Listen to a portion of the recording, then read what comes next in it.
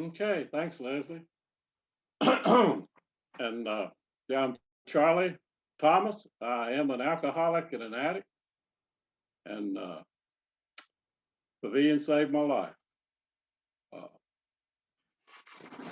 my sobriety date is 10/29/14. Uh, what it was like, what happened, and what it's like now. What it was like was I was born on a tenant tobacco farm up north of Greensboro, North Carolina.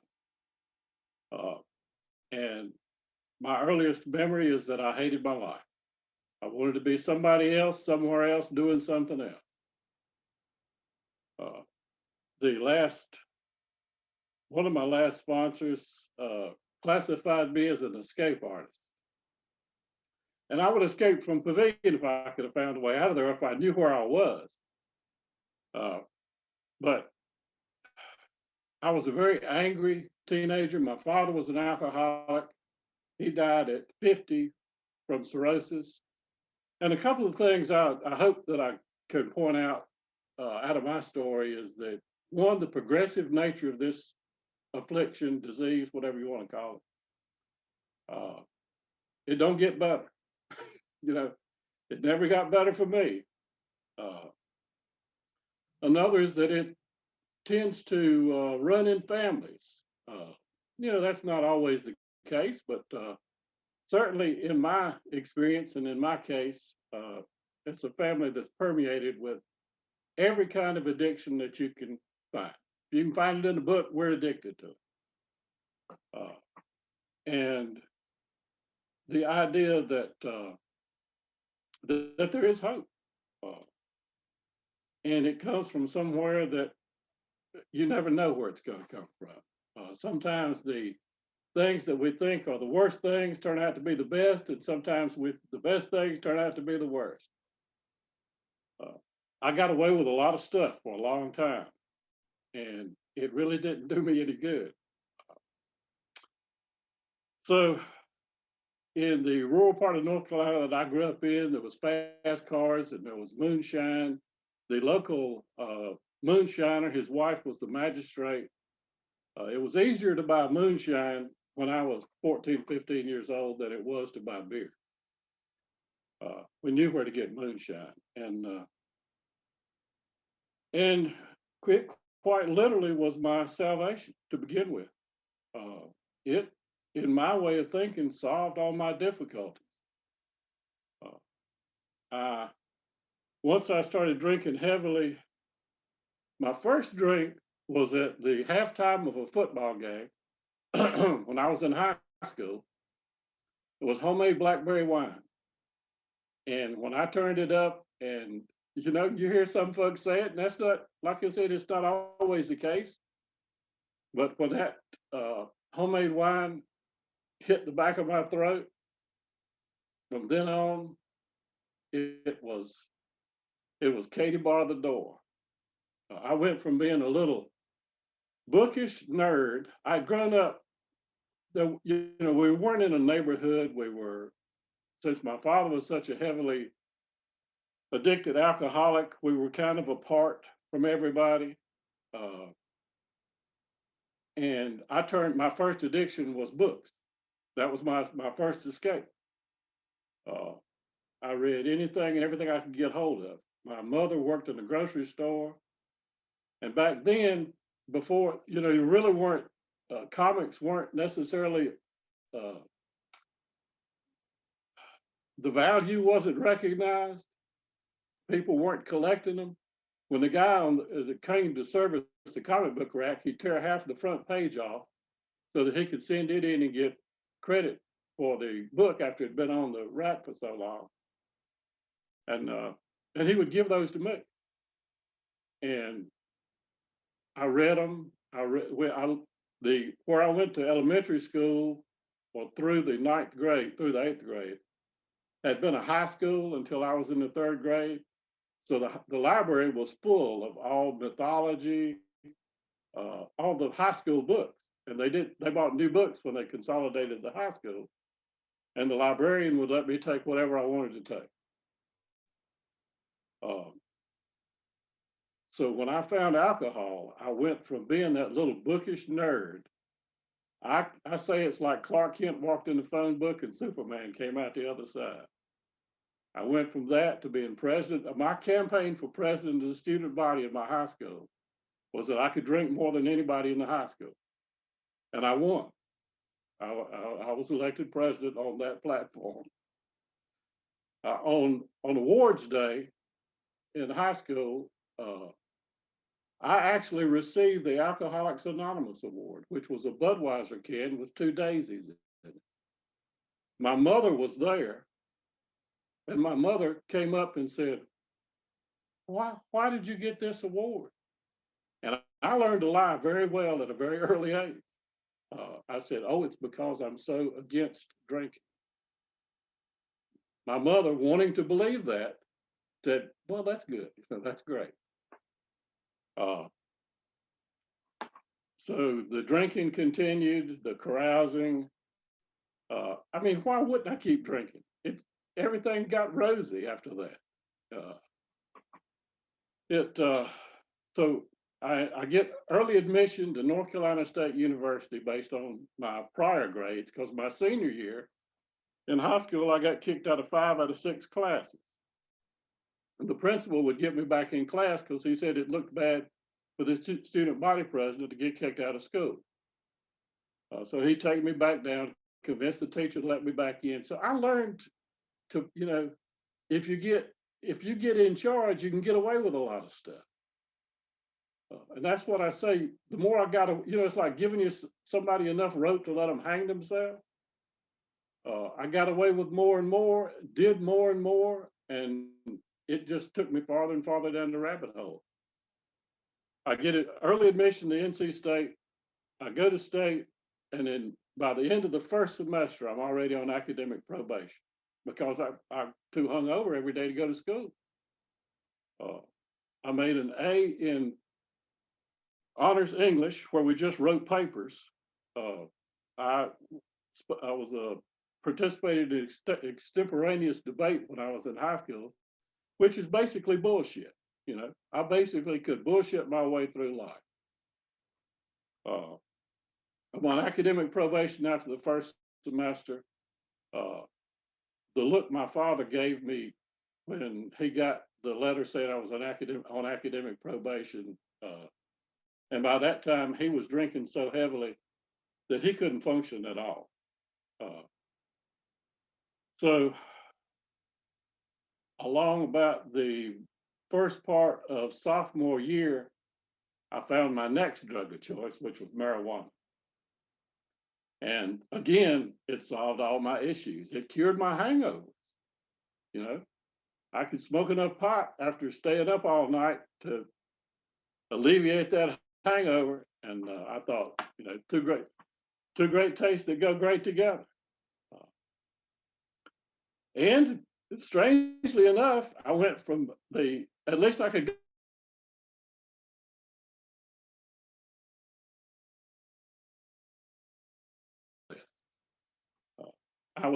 by the time he died, I was drawing his Social Security, which provided all the pot money that I needed. So I continue on like that. This was 1974, 73, between Raleigh, Durham, Chapel Hill. You could get any kind of drug that you wanted. So I dove headfirst into the 70s drug culture. Mushrooms, LSD. So I started playing in a band. By my last semester at state, I needed 6 hours of electives to graduate. And I just wandered away and went to Miami, Florida. I found the answer again. We were the guys I was playing with in the band, we thought we were the Grateful Dead, and people were throwing drugs on the stage. It just got crazier and crazier. Did that from about 1975 to, in 1979, I met a lady who was living in a commune in Chapel Hill and had just left the commune, and we decided to get married. we we uh, we enjoyed the same kind of lifestyle, and we didn't, we get married. Why not? So we did, and we were not very good for each other, considering what we were doing. Uh, so 1981, I decided that I had invested so much. I paid my way through school, basically raising tobacco. I decided I'd invested so much.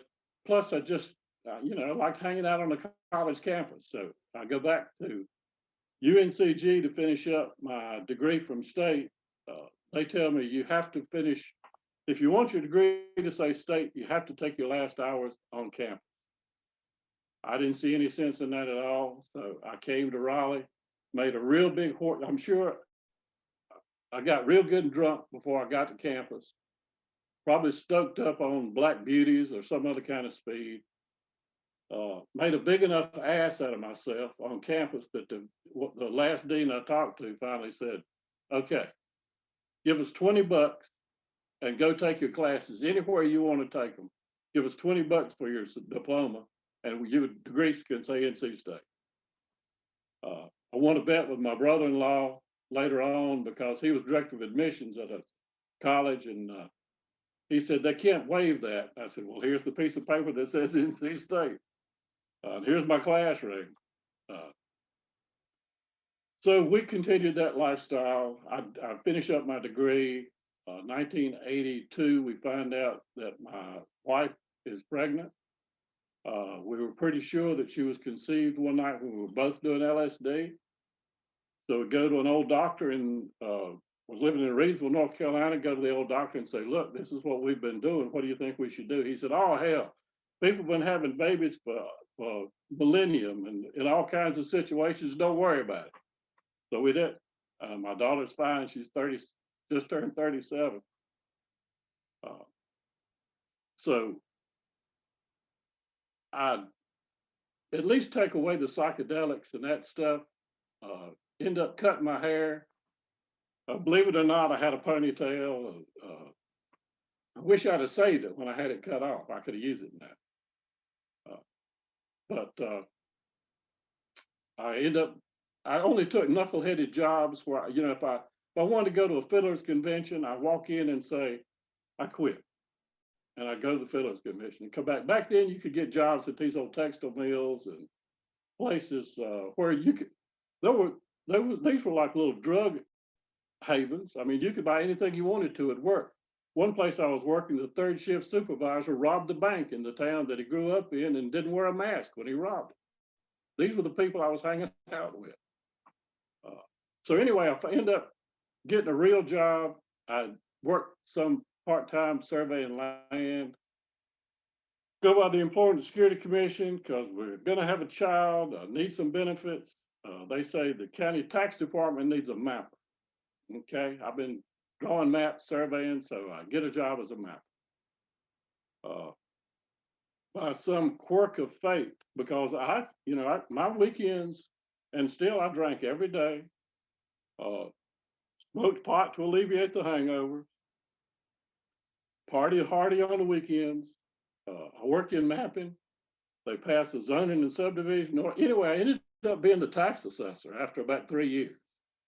I couldn't pass the money up. And I'm buying glasses that have got more and more tin in them so nobody can see my eyes when I smoke pot in the morning before I come in.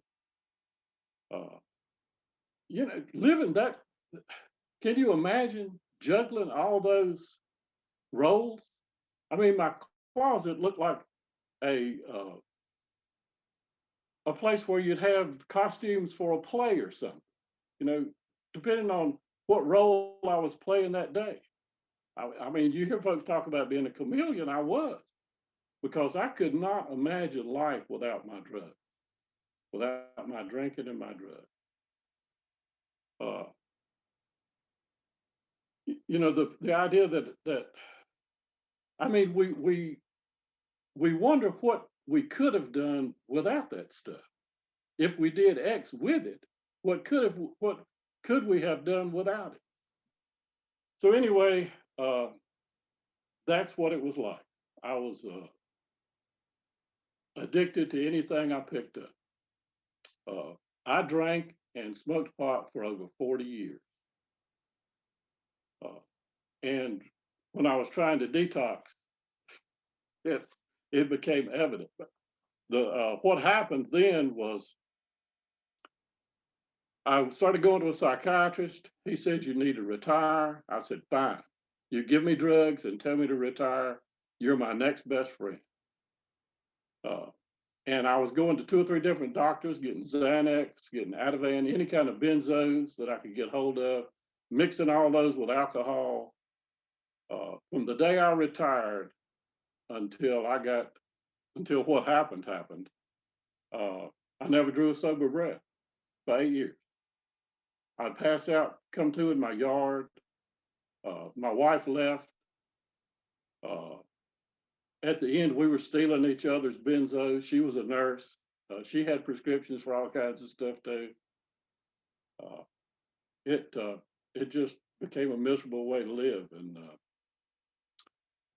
so uh, one night she calls. She still had stuff in the house that we lived in. She calls and she then calls my daughter and said, my daughter's a nurse too, and says, "Well, Katie, I've talked to your father and I can't understand what he's saying." And my daughter says, "Well, Mom, I think you need to call somebody." So my ex says, "I'm going to come over and get you, and I'm going to take you back to my house, and I'm going to take care of it." Well, I love to be taken care of. I don't know what I thought was going to happen, but that's not what happened. She takes me back to her house. And I don't know if we never really have got this all clear. Even when I made my amends, uh, there was a call made, and the response to that call was two policemen showing up.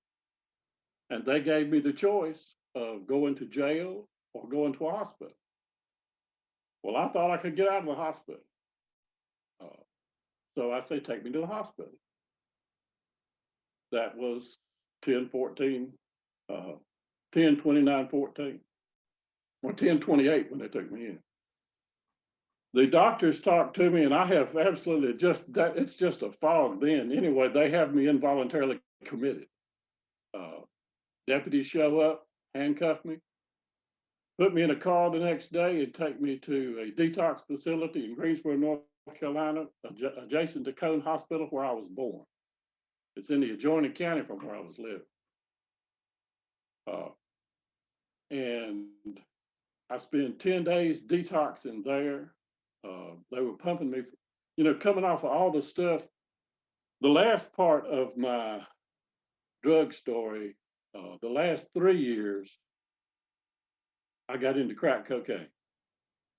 I spent 24 years worth of savings. I had mortgaged my house twice. Uh, I cashed in all my life insurance policies. Crack cocaine is some bad stuff, but having done all the drugs I did back in the 70s, I wasn't scared of drugs. And when somebody said, "Here, try this," I said, "Okay." And I was gone. Uh, that was the icing on the cake. Uh, so coming off of all that stuff uh, was a nightmare. And the first day I'm sitting in that detox and I'm sitting there in a paper gown and there's nubby slippers. And my thought is, what's a nice guy like me doing in a place like this? And on one side of me is we had these little group sessions there. One side of me is a lady who has a master's degree from Chapel Hill in nursing, had worked as a charge nurse. She's homeless, shoplifting Listerine. On the other side of me is a guy who's the marketing director for an airline. He's living in a hole that he's dug under a bush, and he steals the hand sanitizer from the nurse's station and is drinking that. That's where this disease took me and folks like me. So my sister, who'd been a nurse for years and years and years, and a social worker there decided that Pavilion is the place for me.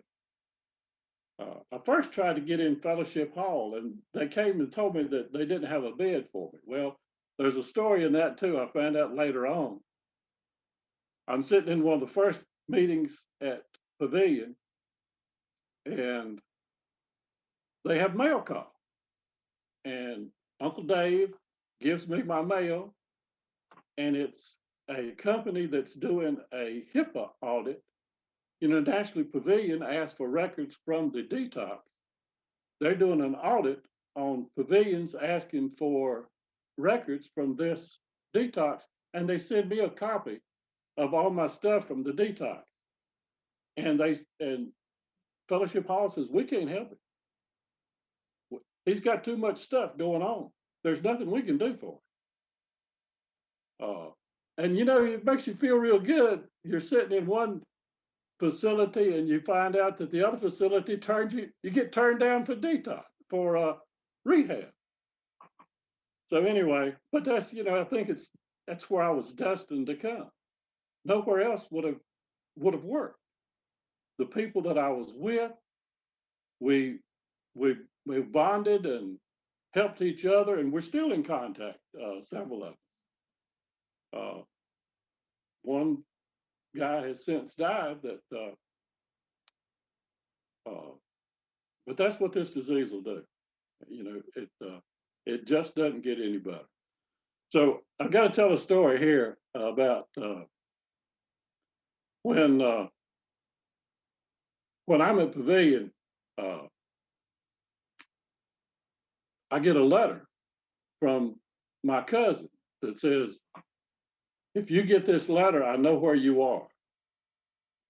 And as it turned out, my ex had gone to my cousin who was a dentist. And Cindy B would not mind me telling you this story.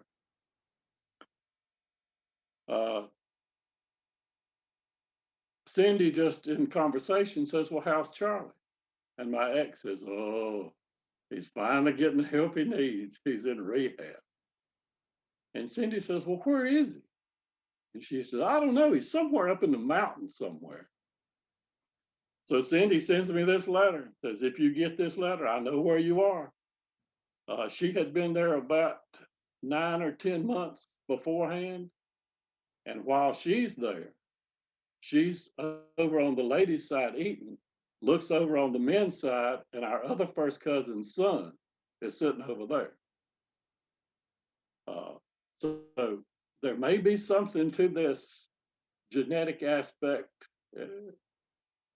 I think of it like building a campfire. You know, if you put all the logs and stuff together, and it's not a campfire till the spark hits it. And for us, the potential was there, and the spark hit it. And one of our other cousins died, cocaine, heart attack. Another cousin has had multiple health problems associated with cocaine. Uncles who died of alcoholism, process addiction. I had an aunt who, when she died, it took my mother and another lady about 2 weeks. She had bags of stuff she'd never opened, just bought it because, you know, there was a guy that I was there with. I was there 15 weeks.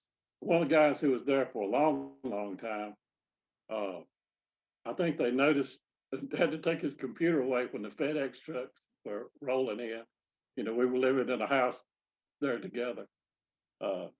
Anything that makes us, that gives us that little buzz, you know. So I spent 15 weeks at Pavilion, and the first inkling came when I was in detox, and they brought a meeting in there, and I heard a guy talk about, you know, I knew I was an alcoholic from day one. I just really thought that was what I was best at. I didn't really think that there was any other way to be. Everybody I knew a guy that when I was growing up, he could turn up a bottle of bourbon and take 3 swallows. And I wanted to be like him.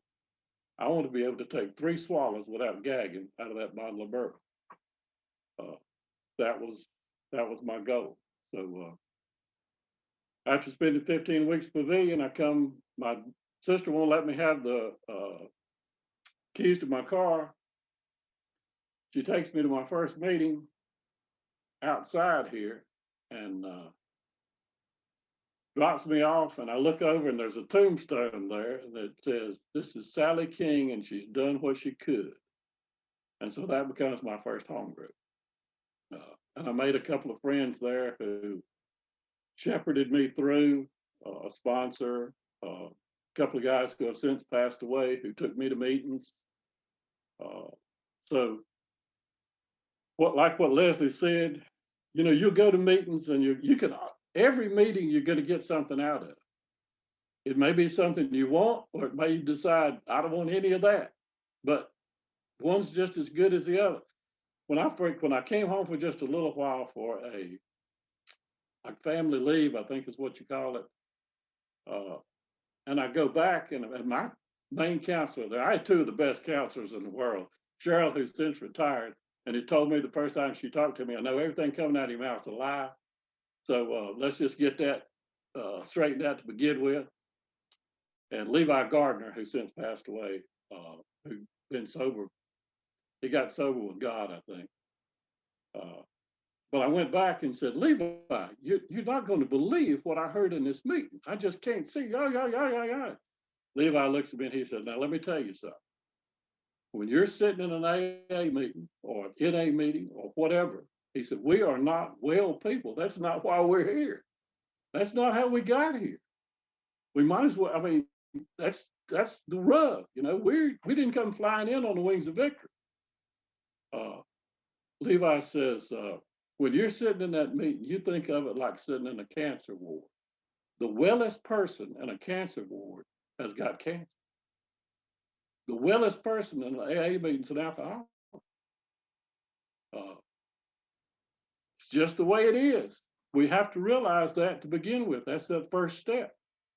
Uh, my life was certainly unmanageable. And to show how weird this alcoholic mind is, there's still days when I think, well, I believe I could have one drink. I never had one drink in my life. Never. I never did one of anything. So it's important to play that little tape through and say, okay, now I did this, and where did I go when I did that? And do I want to go back there? Personally, I don't. I don't. I escaped by the skin of my teeth, by the grace of whatever power there is, because it had nothing to do with me. I didn't want to get sober. It wasn't on my list. Had no intention of getting sober. Uh, but everywhere I went, somebody held their hand out and said, "Let me help you." Uh, and all I had to do was say, "Okay."